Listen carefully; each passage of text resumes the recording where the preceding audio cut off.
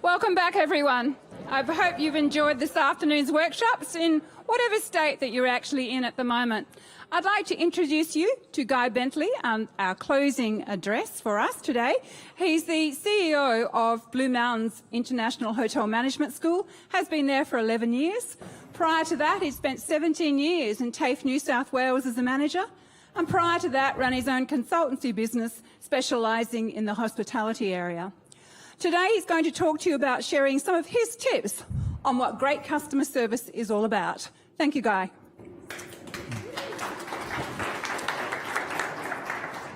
Hi, ladies and gentlemen. You heard a lot today about disruption and about doing things differently.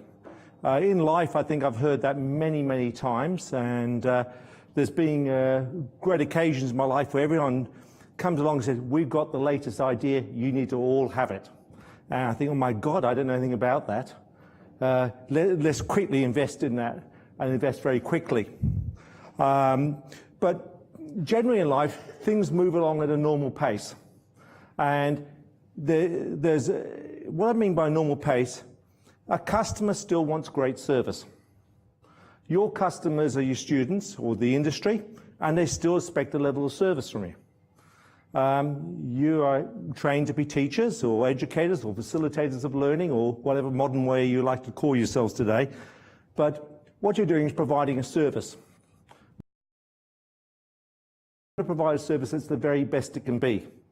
So at Blue Mountains, we have been really honing that service for the last 11 years. And I'm going to share a little bit about our philosophy about education, which takes on all the new things you hear about today. And we have engagement, we do online, bit of hybrid, we do a lot of technology in terms of we use iBeacons to upload applications, all that stuff's there. But it's not the main purpose of what we do. The main purpose is providing great customer service and great connectivity with our clients.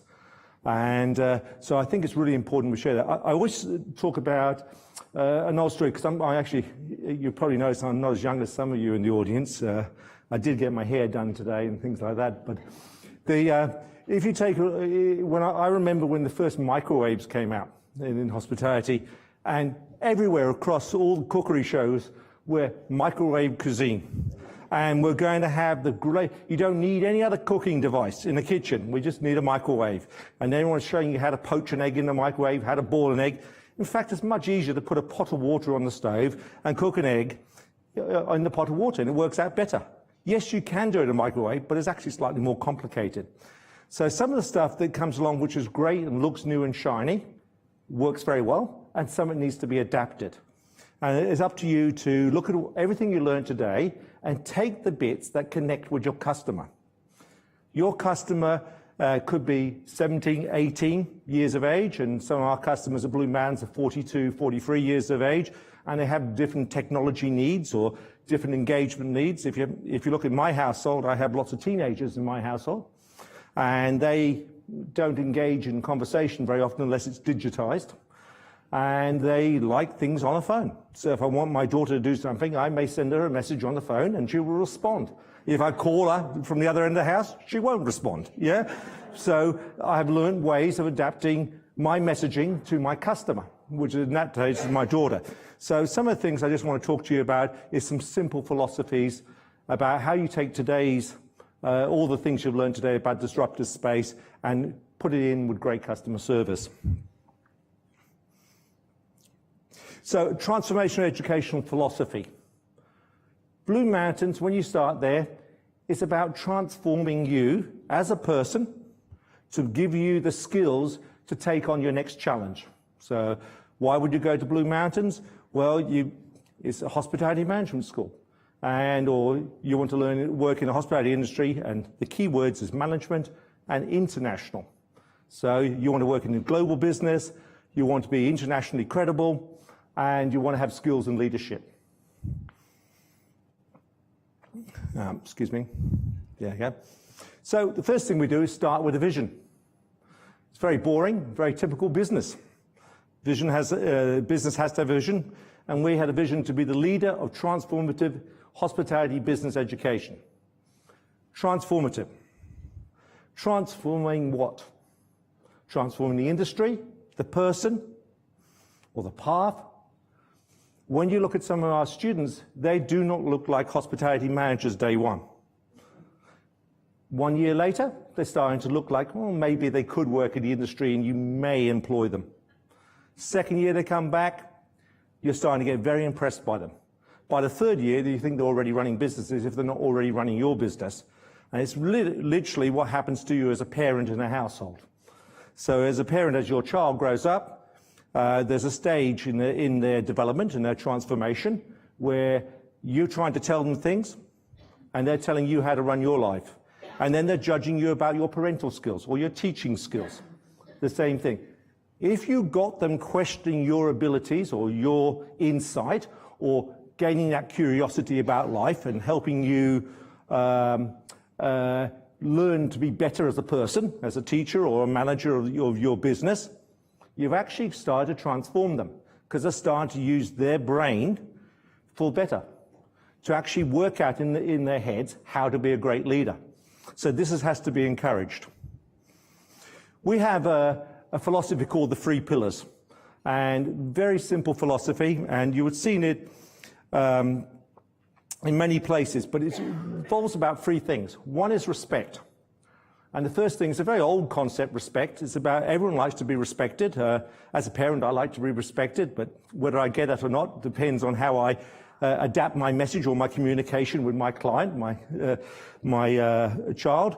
And the same as a teacher. A teacher doesn't naturally gain respect because you happen to be a teacher in Australia. Maybe in other countries you would gain that automatic respect, but I can tell you now in Australia, if they don't respect you, they will walk out of your lecture.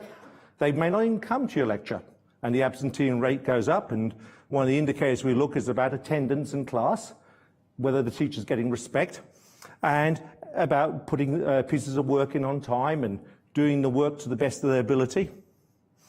And the second thing is about being care. Now, care is a kind of nurturing term that you expect your mother to give you. Yeah. I won't tell you a story about my mother right now, but there wasn't a lot of care there. But in care stakes, it's about direct and honest feedback. And you've got to temper this with humility, because some people can't take straight feedback. But if you're going to give people straight feedback, they stand a chance of correcting their behaviors or their learning. And it's about keeping people on track so that they can gain from their experience.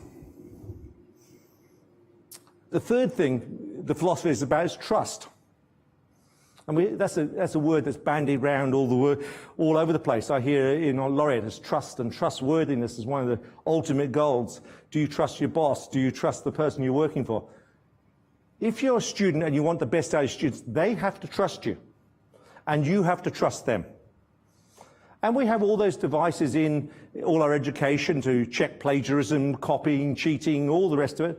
That's a set of rules. Trust goes more than that.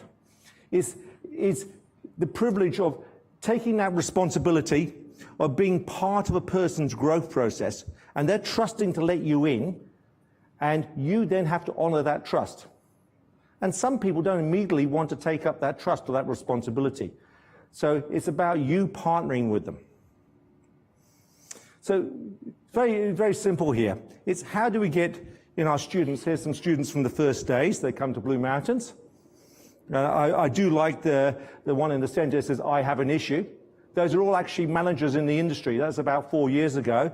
And I put those slide up because every one of those is now a junior manager or a senior manager in industry. But how do I get them from there to there? That process takes about 2.5 years. And so what do we do in that 2.5 years to get that trust, respect, and care? And it all comes down to simple philosophy. A lot of hard work, though, I say simple philosophy. Academic knowledge. Every university in this country has great academics, on the majority, and they all are helping you gain knowledge. No difference there. Every technical school or vocational school or TAFE will give you great technical skills. So where's the difference? Where's the transformation? It's the bottom one. Professional work behaviours, personal professional development.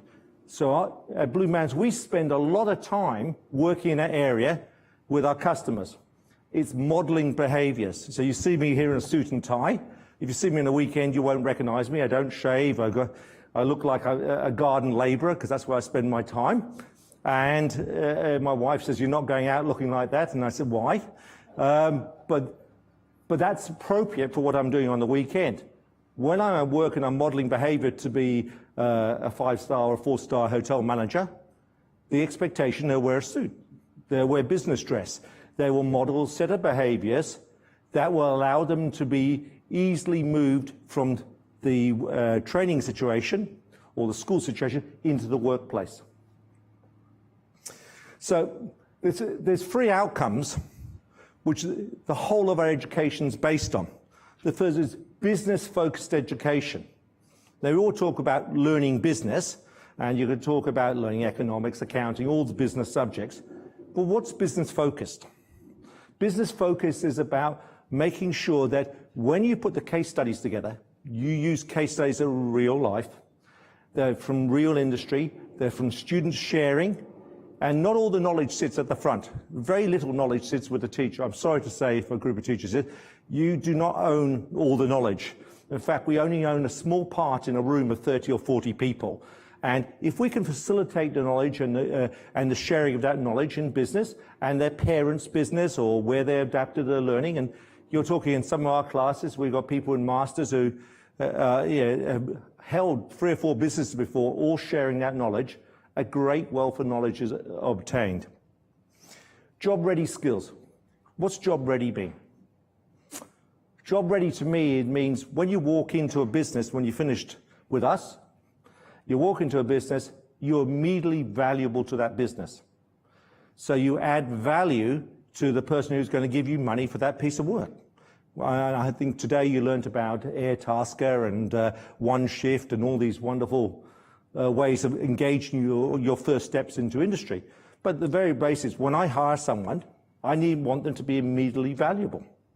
So I spend a lot of time justifying as a CEO, as you can imagine, how much money I spend on staff, how much money I spend on facilities, and can I make a profit for my shareholder, which is a very reasonable conversation to have with the CEO. And so as an employee, if you can actually get a person who's going to take a leadership position to own the responsibility to make themselves immediately valuable to a business. Now, at the age of 21, if you're taking an undergrad and they're coming out, what's immediately job ready? Job ready to mean you can put them in the business, they can do the base level operational job or supervisory job they first get, and they can do it to a reasonable level, and they can have some ability to add value at a higher level at the same time. Hence, when we attract our alumni, they get usually promoted every 18 months, was the 80% get promoted every 18 months on average, and in 5 years they've worked in at least 2 countries and had 3 promotions. So that is saying, have we got that right? Well, we can get it better. I like them promoted every 12 months, but you can always be ambitious about it, but it's understanding what their value is. Transformation of the whole person. Now, for me, it's a long time. 18 years old was a long time ago, but I can remember at 18, I thought I knew everything. And I thought I could just run any business in the world. I was super ambitious, but I didn't actually have the level of humility I needed to be of value to a business. I was a bit arrogant. And so that's great. Ambition is great, but it needs to be tempered with performance. And some of the things I had to learn was to temper my performance. That happens to some of our students. Some have to pick themselves up, present themselves. But transforming the whole person is not just growing the academic piece or the vocational piece, and we can measure those. It's a part of measuring the almost hard to measure values. So are they going to be useful to that career? Have we allowed them to have the start? And have we actually addressed what they've come for? If you look at Blue Mountains in the degree market in Australia, the degree market is, Blue Mountains sits at one of the premium price points. So you could go to university, get exactly the same testament for around $30,000 a degree cheaper. But can you get the network? Can you get the transformation that you're going to go through? So how do we do this? Well, we have academic and technical skills. They're enhanced by partnering through, and we have some things there. The attrition rate runs at Blue Mountains on an annual basis around about 12%. So it's very low, but when I took it over, it's 28%, which is normal. Yeah, like in a lot of Australian benchmarking.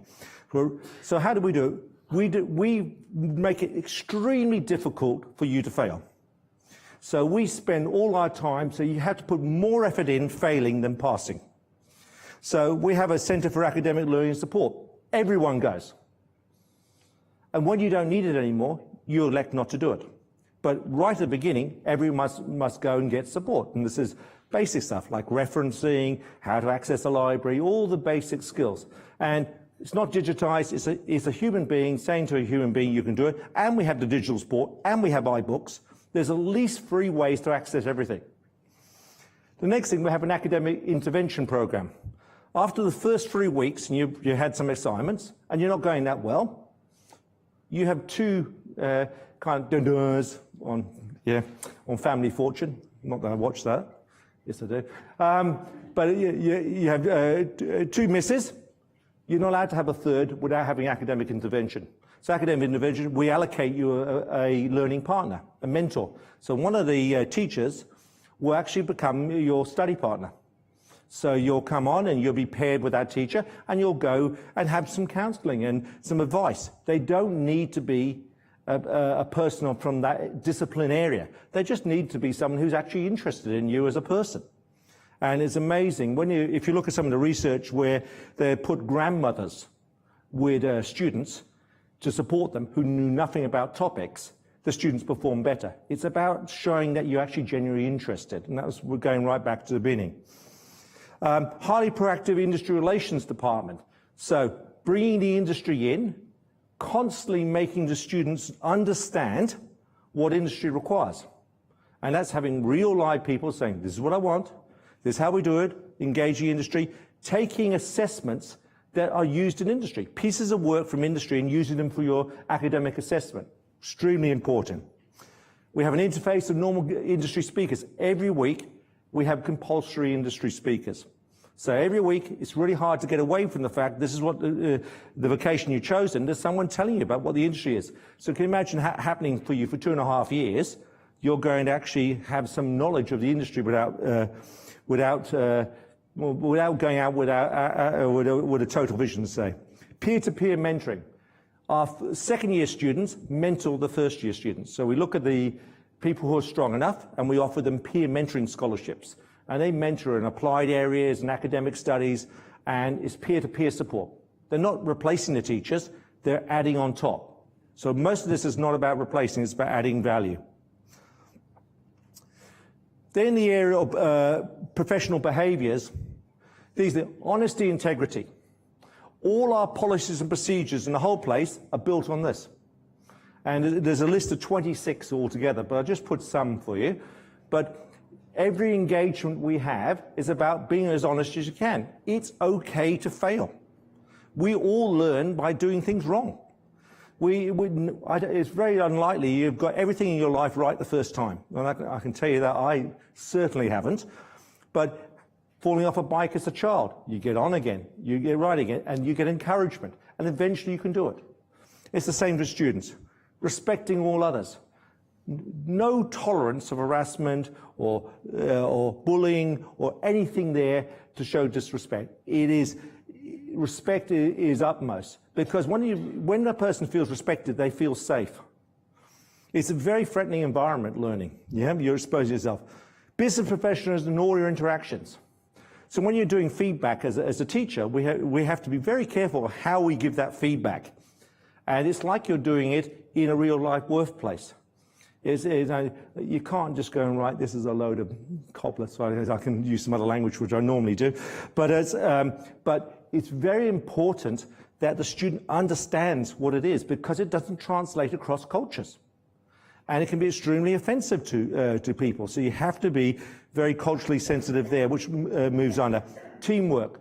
All our assessments in every subject has teamwork in it. Drives the students nuts. Why do you think we do teamwork? It's every day. I don't know a place in hospitality that doesn't work in teams. So if you're getting trained for the workplace, you have to work in teams. But they all complain, oh, my group's lazy, they didn't do this, I worked so hard, they didn't do... That's my life. As a CEO, I can tell you, that's my life. It's the same interaction. Highly effective communications. You cannot leave people sitting at the back of the room not communicating. Everyone has to have a chance to present. Everyone has a chance to engage. So it's about absolutely engaging. And it doesn't matter what media you use, whether it's in a classroom situation, or it's online, or chat room, everyone should be engaging. If you get everyone engaging, there's more likely they're going to feel part of it and they'll stay.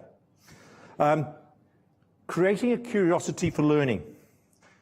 Curiosity for learning is a great friend of mine who runs a set of experimental schools in Germany. He has done some work with the German Brain Institute, and it's about his lessons only last for 20 minutes. And it's about stimulating people so much so that they want to go and get the learning for themselves. Now, I've taken some of that methodology. Say your curriculum says it's a 4-hour lecture. My God, 4 hours. I can't sit still for 4 hours. I don't know if anyone else can in this room. You've done really well today, by the way. I'm glad I actually had an audience. But I was thinking maybe everyone had gone home by the time I got here. But the fact is, think about your customer. If they've got an extension span of 10 or 20 minutes, do it in those bites. Give them an opportunity to bring learning back to the classroom. You do not have to have the total say in that. So let's just talk about just a couple of bits of supportive environment. These are some of the fundamentals that grow that business behavior. Clear expectations of positive academic and professional behavior. Tell them what you expect. Could be the first time in their lives that someone's actually being honest with them. We have 80% of our students are international, and sometimes it's the first time people have ever said no to them. It's a big shock when you're 18, 19 and someone said, no, you can't do this, because they've been allowed to do what they like for the last 6, 7 years. And suddenly someone said, no, you can't do this. Total shock. And it is quite interesting, because when you go to work, even as a CEO, I get told no all the time, or I can't do this, and you have to modify your behavior to survive in that environment. Direct consequences of actions. If you don't turn up to class, or you don't engage in that class, our lecturer rings you. It's like your friend saying, you're going to meet me to go to the cinema, but you didn't turn up. How embarrassing, whether it's connecting on WeChat, in China we use WeChat, or you're connecting on Facebook, where were you? Very simple question. You have someone say that, you'll turn up to class next time. And it's just about, you're saying to them, I wanted you to be with us. Well, you missed out on this. We couldn't do this exercise because you weren't here.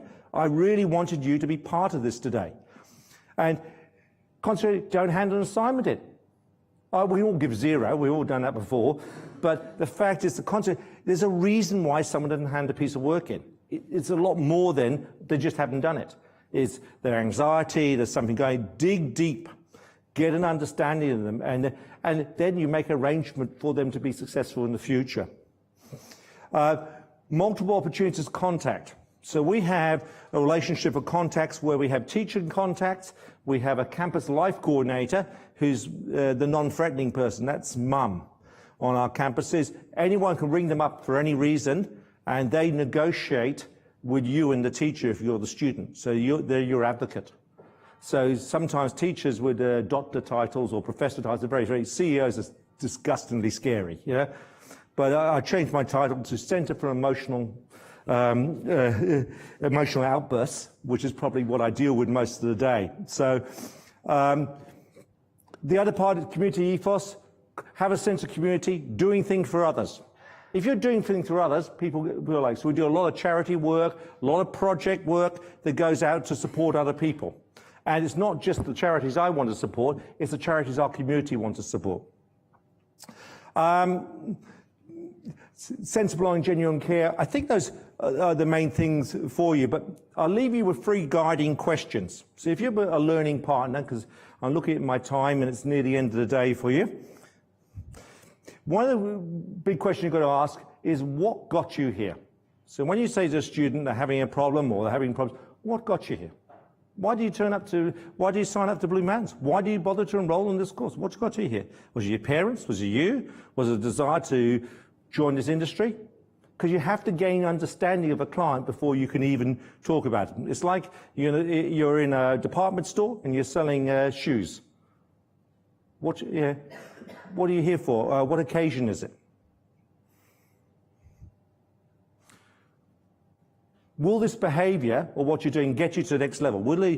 If you keep doing this, how will you get to the next level? What can we do? And then the partnership comes in. How can I assist to get you to the next level in your journey? Those 3 critical questions will take that partnership a long way. Thanks.